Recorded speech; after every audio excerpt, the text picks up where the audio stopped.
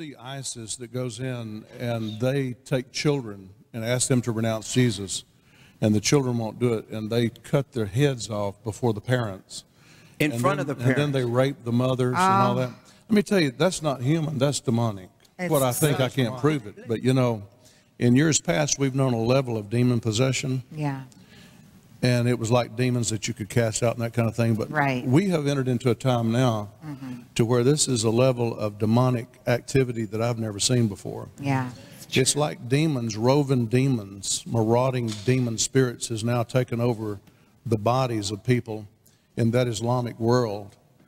And they're doing things that it's not human. It's like they don't have a human bone left in their body. This is demonic. It's very. But I'm going to tell you something. It's not just going to be in the Middle East. This thing is working its way around the world. Look what's happening in Canada today. Yeah. Look what happened in America when he shot all those people at the base. That's right. That's a level of demonic activity that we haven't been used to. And the Bible clearly says in the book of Revelation, you know, that there'll be unclean spirits loose from underneath the Euphrates. You know, and the Bible even says that during the tribulation period that demons will come up from the heart of the earth. They'll have scorpion stings, and they'll sting men upon the earth. There will actually be interaction between demonic spirits vomited up out of hell during the tribulation with human beings.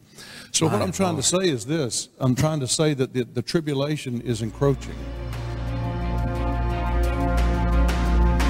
Here's what the Holy Spirit said. He said, I have many ministers, and they are speaking on my behalf. But he said, what's missing is the urgency of their voice. These mega churches are really cognizant not to offend people. And they're really careful when they get up and preach to people that everybody leaves out there feeling really good. Preachers refuse to preach on the coming of Jesus Christ. Where's the urgency? I have never seen America in the place where we are right now. If you think that all the persecution is going to remain in Iraq against the Christians, you better think again.